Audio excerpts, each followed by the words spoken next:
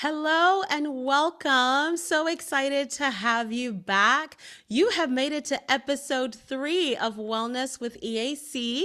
I'm your host, Nicole Guanzura, and I am so excited that we have our very first guest, y'all. It's going to be amazing. So I won't spend too much time on my intro. You already know I'm a mom, early career strategist, wife, and passionate about women's ministry. And on this podcast, we are talking about the intersection of career wellness and our faith journeys and how that's impacted our personal and professional journeys.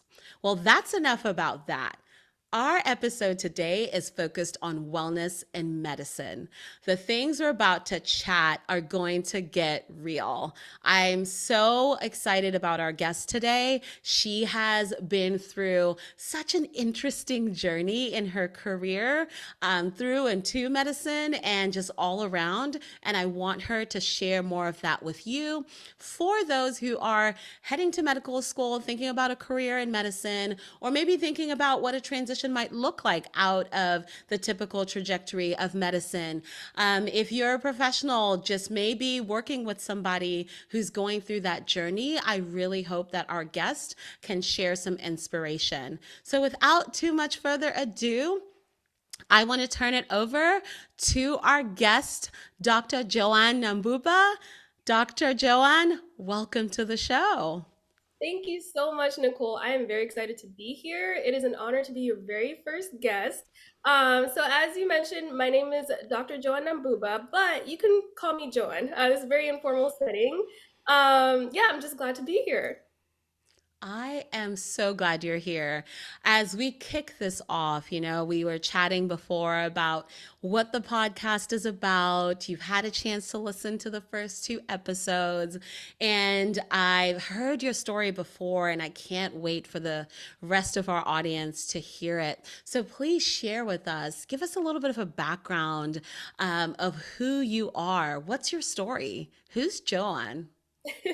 That is a good question. So I'm originally from Kampala, Uganda. I lived there for about the first decade of my life.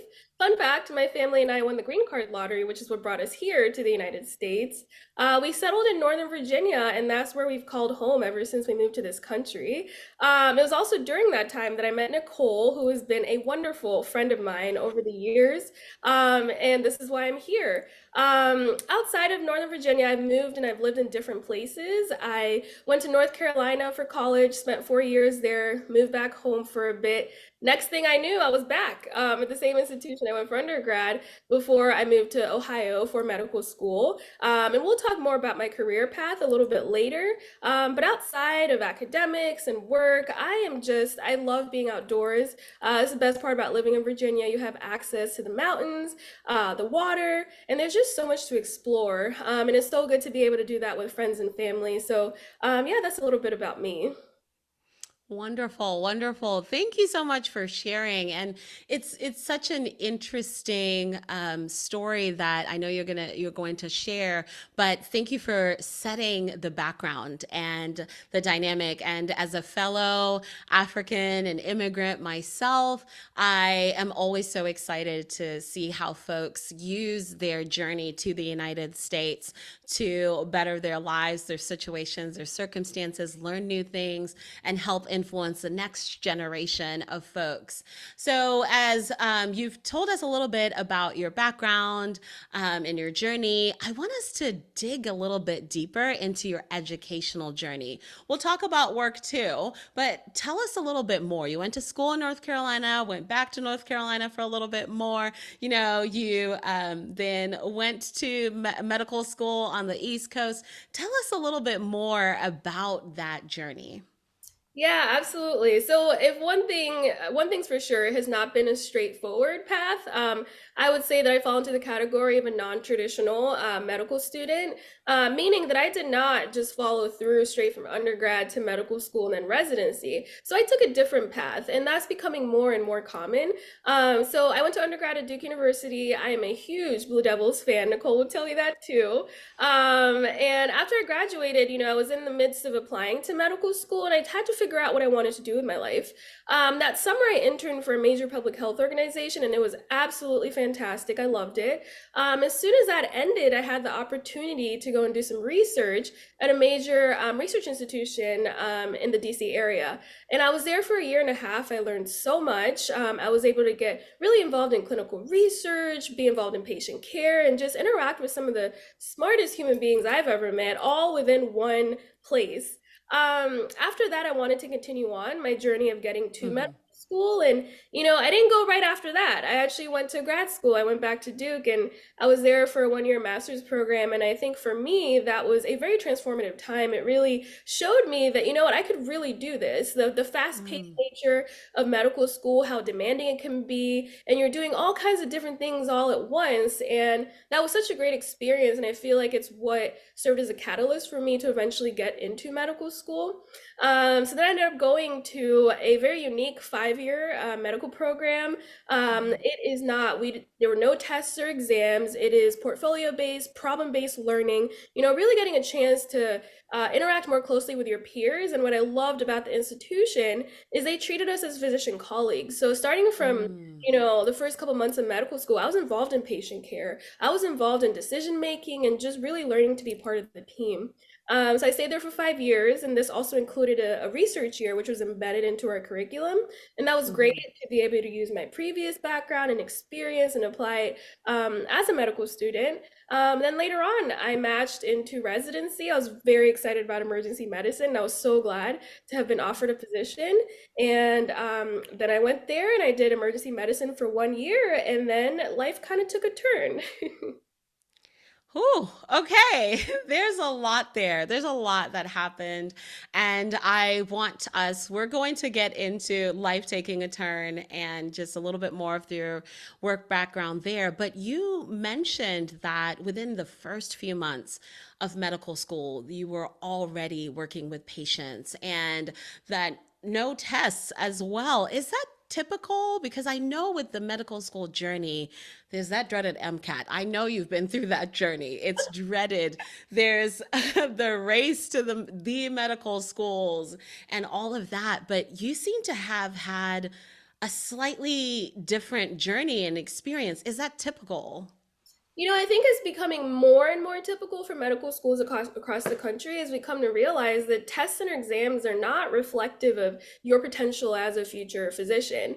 For my school, they put all that off to the side. That's not to say that we weren't being tested in other ways. So we would get Mm, feedback from our peers in these problem-based learning sessions, from our faculty, from our research mentors. I mean, all kinds of different places to help us see that, okay, this is where I'm doing well and this is where I need to improve. But just kind of mm, having that taken away and just focusing on learning the material, I feel like really made my medical school experience more enriched. And it allowed me to really dive deep into some of these subjects. And what's really cool is that my classmates and I, we came from all different backgrounds. So some people had mm, really, done a lot of like wet lab research, which I am not the best at, but I had done a lot of clinical research. So bringing all those different minds together was really unique. But that's not to say that we didn't have to take any exams and tests. We still have to take our standardized board exams, USMLE. mhm. So you take step one is the first one, and step two, we take that during medical school. Then the third one typically is taken when you're a resident physician. Thank you for sharing insight on that because no matter where you go and getting, your graduate education, further education, higher education, however you'd like to call it, there's usually that major exam, right? For law school, it's LSAT. Medical school, it's MCAT. And for just a lot of general graduate schools, it's the GRE. And then with business school specifically, it's GMAT. And there's also a couple of other exams that'll come in. But having worked in the business school admission side of things, I remember that exam being, oh, intimidating. I went to business school. I remember that exam being so intimidating. But when I started working in admissions, now past my journey as a student, I learned that depending on the school, sometimes there may be some options to waive the test if you're able to show them that you are capable of demonstrating the efforts that the test might have. And you're so right. There's so many people who do really, really well when it comes to applying the information, but it just doesn't always come across that way in an exam. And there's so many cases of that. High school, we've got middle school and high school, we've got SOLs, we've got PSATs, SATs, ACTs, you name it, T's. And it's such a challenge, but I love hearing that even in some of those super, super competitive spaces, they're also opening up opportunities, because I think that also leaves room and brings in inclusivity in so many ways, because not everybody learns and is able to display their abilities and aptitude in the same exact way that an exam might typically do. So thank you for sharing that. Now, we I don't even know where to go next. There's so much. There's so much that you shared, and I'm thinking about, okay, so now you're excited about medical school. You've gone through medical school. You're excited about placement. Emergency medicine seems like it's it. Yeah. You get in, what happens? Yeah, so just to give a little bit of a background of what that looks like. So, medical school typically is 4 years. Mine was a 5 year program. And during your final year, typically the fourth year, is when you apply for residency programs. So, this is the time that you've decided that you're passionate about a certain specialty and this is what you want to pursue. So, you go through the application process and interviews, and then you have to submit a rank list, is what we call it. So, and this list is where you kind of put down all the places that you interviewed and you rank them in order of where you'd like to go most to where you'd like to go least. So, 1 to 10, 1 to 20, or even more, depending on the type of specialty you're applied to or how many places you interviewed. So, all that goes in by a certain date, which actually just happened for this current cohort. And then you had to wait 2 weeks. And as you can imagine, those 2 weeks are very anxiety filled, so much uncertainty. Did I put my rank list in correctly? Am I sure about that one place? And then there's one major week, it's called match week, where you find out where you matched. So that Mm-hmm. Monday, they tell you, okay, you matched. You're like, great, phew, there's a huge weight lifted off my shoulders. I remember that day we went and got some food, me and my friends in medical school, and it was very cool. But then it's like there was still this kind of looming, like, what if or uncertainty. Mm-hmm. And then there's a huge ceremony on Friday, which is called match day. You invite your family, your friends, and people that you want to be there as you find out where you matched. And the way that it's done is like this big ceremony, which like seems so prolonged because you start before they release the results. And there are like Mm-hmm. letters up front that your school is prepared with your name on it that tells you where you're going to go for the next 3+ years. And I say 3+ because minimum is 3 years, but some specialties Mm-hmm. like neurosurgery, even general surgery, you're going to spend 7, 9+ years in training, which is a big deal. So match day came and I found out that I did match and I matched in state where I was at medical school. So then for me, this kind of set the catalyst. Okay, we are going to be an emergency medicine physician. This is what we wanted. And I was very excited Mm-hmm. to start that path. So I got there and things were going really well. I loved the practice of that specialty. I loved the people that I was working with, the patients. Everything was going really well until halfway through, I just kind of had this moment where I was like, is this really what I want to do? Do I see myself moving on Mm-hmm. to second year, to third year, and then eventually dedicating my whole life to this? And there was a whole lot of questions I was having. Granted, this was in December, so December, it's cold, it's dreary, it's the Midwest, and a lot of people are feeling all kinds of feels given the Mm-hmm. weather outside. But also, it's a very common time for interns to start to just feel the weight of being a physician, of having these expectations and preparing to be a senior the next year. Um, Mm-hmm. so for me, I kind of had these questions. I took some time away. I talked to my program director, ultimately came to the decision that, clinical medicine may not be for me.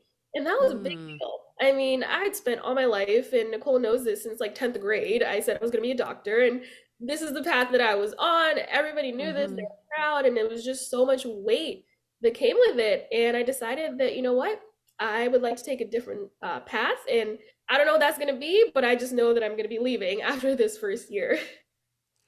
Wow. That wow. There's so much that goes into that, and I appreciate you sharing because there's so many decisions. And even in a space, last episode we were talking about how there's no definitive career path anymore, and you are a living definition of it. Because when you typically think, oh, I'm going to go to medical school, I'm going to focus on this, residency is going to be this, and I'm going to be this type of physician, right? It just makes sense. Check, check, check, check, check. But again, there's a reason this podcast is called Wellness with EAC. We talk about the various wellness components that are intersecting in your life, right? Weaving one journey into another, because you're more than just your medical school experience. You are more than just what the environment is expecting you to become or do. There's so many other factors. So I really appreciate you sharing that, and also being bold enough. That's a big deal, right? Because you're coming in and you're like, okay, you know what? People have different motivations. Okay, I want to do this because I want to go to medical school for this reason. I want to be the first in my family to do this. I want to beat the statistics about this. I want to do this. But then not often are we having this conversation about what happens on the other end after we've gotten that degree, after you've earned that coveted MD, what happens next? So I love that you're opening up that conversation, or at least thought process in our audience's head, that, whatever path you decide, you can still shift. You can still shift as necessary. So thank you so much for sharing that. And I think we're coming into talking about that, which seems very much like, not seems like, is very much a, a time that you've experienced a lot of adversity. It's time that you've had to overcome so many things, right? And so I appreciate you sharing that. And I want to take it to a little bit of a lighter note, because you just had to make this very big decision. So now in the season, what are you most proud of? Yeah, I mean, it was a lot for sure, and the way you describe it is exactly how it was. It was an emotional roller coaster. There was so much I had to Mm-hmm. deal with for myself and for others, and I'm just proud that I took that leap of faith, because not Mm, very many people, I'm starting to realize, are willing to do that. There's this whole thing of a sunk cost fallacy when it comes to having invested so much of your life, your time, your energy, and your money into this career, and one that is often seen as very linear, and then to decide, oh mm-hmm. wait, I'm not going to do that. And then folks are like, okay, but what about your debt? I mean, I was fortunate, for my medical school program is very small, 32 people per year, and they covered my tuition and fees, and then also too some of my housing stipend. They covered that too for my first and last year. So I was very grateful that Mm, my debt wasn't as big compared to some of my colleagues. However, it was a lot to take in, because it's like, well, now mm-hmm. what? It's almost as if you're kind of coming to an existential kind of road where you're just like, okay, well, what is my life going to look like now that I'm no longer pursuing what I've known for now, like a good portion of my adult life? Um, Mm, but I'm just really proud I took that leap of faith, and mm-hmm. I did the thing that not a lot of people are willing to do. And I didn't think I'd ever be that person. I have always been kind of thinking one straight path, very linear. This is what I'm going to do. I have everything planned out. But I took that, I changed courses because I knew that I had the support, and I knew that there was Mm, um, a different path out there for me, and it didn't have to be this particular path. And I'm so glad I did that, because I felt like mm-hmm. it opened the door for other people to share about their experiences, their struggles, their journeys. But it also gave me the opportunity to lean onto my support system, which is Mm-hmm. my community, but more importantly my faith. And my community helped build that up. So now Mm-hmm. I'm kind of thinking back to where I was a year ago. I'm just like, wow, look at this growth, look at this change. And I'm so glad I did it, and I can't wait to Mm-hmm. see what's going to come next.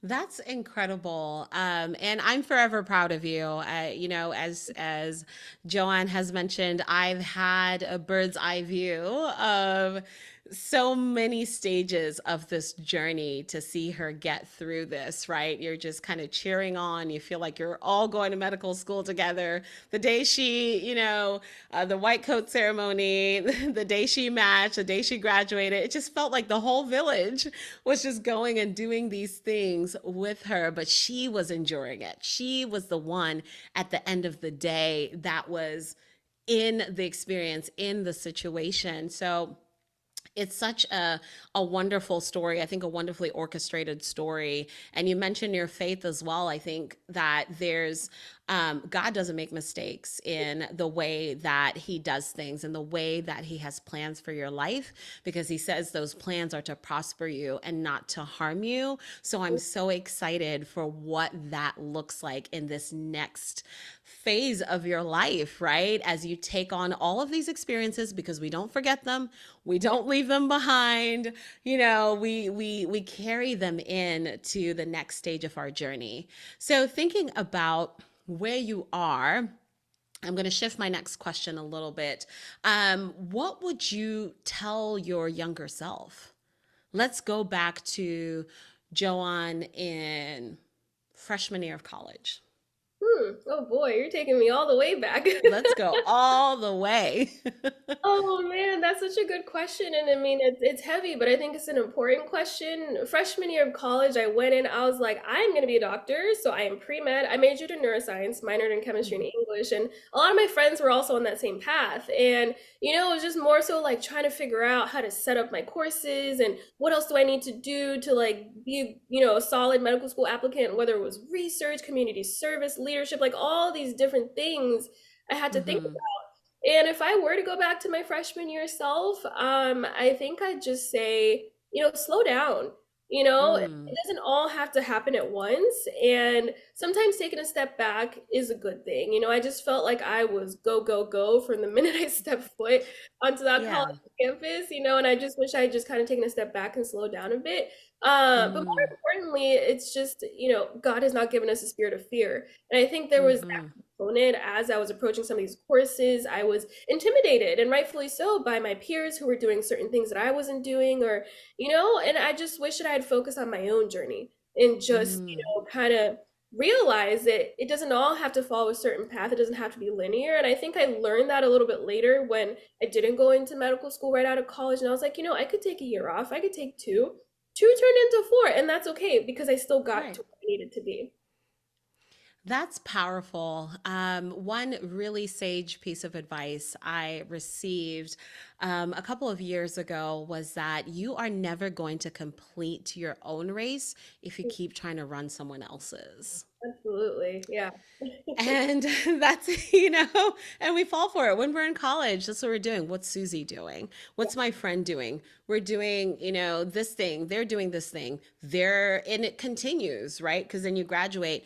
Oh, they're going to this program. They're going to this medical school. Oh, what about me? So am I really good enough? And then you automatically dismiss everything you've just worked hard for, every single thing, because now you're trying to look at what's going on in Susie's shoes, what's going on in Peter's shoes, or whatever else. So I think that's really, really great advice for freshman year, Joanne. And there's, I'm sure, some folks in the audience that need that advice right now, because it's applicable not just to if you're going into medicine, but whatever career path you're thinking about. It might even apply to this person who hasn't made the leap yet to even decide on college or whatever else, or that early career professional who's decided, I want to switch industries. I want to do something different, but can I? This is the path I've always been on. And this was a much needed conversation for you to share that. And I just want to point out the fact that, okay, you're a neuroscience major with a minor in chemistry and another one in English. Yeah. Okay, I'm going to add a bonus question. Can you share with the audience Mhm. how that English minor has influenced some of the things you do, whether leisurely, like how, because that's also not a typical combo, especially that chem and the English. Let's just focus on that, the English part. No, that's a good question. And I think what not too many people are aware of is that medicine and the humanities actually coexist. And it's important Mm, for both of them to be present, especially in the clinical space. So for me, English was kind of just like a respite. I loved writing, I loved reading, and I just really liked engaging and communicating with folks, right? So mm, I started to see that play out in research, clinical research, because you have to write research papers to communicate with the scientific community, sometimes to communicate with a layperson who may not understand what medicine is like. You're going to need some kind of understanding of English and communication to be able to give a poster presentation and to be able to give mm-hmm, an oral presentation. And this is something that I had to do weekly for the first 2 years of medical school, giving presentations to my peers and faculty. So that's where it really started to play out. But then later on, as I got more interested in the medical humanities, I started to see, wait a second, this is important in the clinical setting when I'm interacting with my patients, and then ultimately putting together their story when I put together their H&P, which is their history and physical exam. This is my written mm-hmm, documentation of what I understood of the patient, meaning their history, what they came in for, their physical exam, my mm-hmm. assessment, my findings, all of that had to come together. And if I'm not able to piece that together in a way that makes sense, it also fully encapsulates what my patient came in for, then I haven't done that patient justice. So, it's really Yeah. fascinating to me. I love narrative medicine. This is another phrase that we use to talk about medicine in the humanities. And, I was then able to take that into writing about my patient encounters and what it's like to be a medical student and a physician. And to me, it was just very enriching and a great way to Mm-hmm. kind of think about the experiences that I was having, because sometimes um, you can't fully understand it, and at least for me, until you put it into words and share it with an audience that understands. That's a major key right there. That's a major key. I never would have thought of it that way. Okay, Joanne, I could continue just digging in deeper. So your story is just so amazing and so resilient. And, there are just so many moments where, life has presented a challenge and you've stepped in and you've embraced what's going on and you just go with it. It's it's really, really inspiring to hear you talk about your journey and bring the human form into it, because this is not the typical journey you hear about. But you mentioned that you still got to where you wanted to go. You Mhm. still got the degree. You're still an MD. You're a whole doctor, so you still got there. My last question to you: what does wellness mean to you? To me, wellness means freedom, being able to live out your true, authentic self and just live a life that is fulfilling. I feel like now I have the freedom to really pursue what I want, what brings me joy, and then also what's gonna make a more lasting impression on others because they see how much I'm invested in myself and my well-being and can apply that Mm. in my life. Thank you so much for sharing that. And it's been so good to have you. I really, really appreciate your willingness to come and be our first guest. And I can't wait to hear. What our audience has to say. Please share in the comments any questions you have for her, and how connecting with her, any questions you have for us. Do you want her to come back for a part two? What do you want? What do you want to know more about here on Wellness with EAC? Dr. Joan Nambuba, thank you for being a guest on Wellness with EAC. Thank you so much. It's been an absolute pleasure. There you have it, folks. I really hope you enjoyed this episode as much as I did and Joanne did. It was a blast to talk through this journey, but just kind of the emotions you're going through and just experiencing her, humanizing her journey to medical school and residency and everything in between. Just so excited for and appreciative of her sharing her story and her journey. Are you in the same spot? Are you in a position where you are switching industries? You are in your med school journey right now. Maybe you are just getting into undergrad and deciding on what you're going to do next. What has resonated with you from the story? Share with us in the comments, and we would love to know more. And any questions you have, we definitely love to stay connected. Thank you again, and we'll see you next week on episode 4.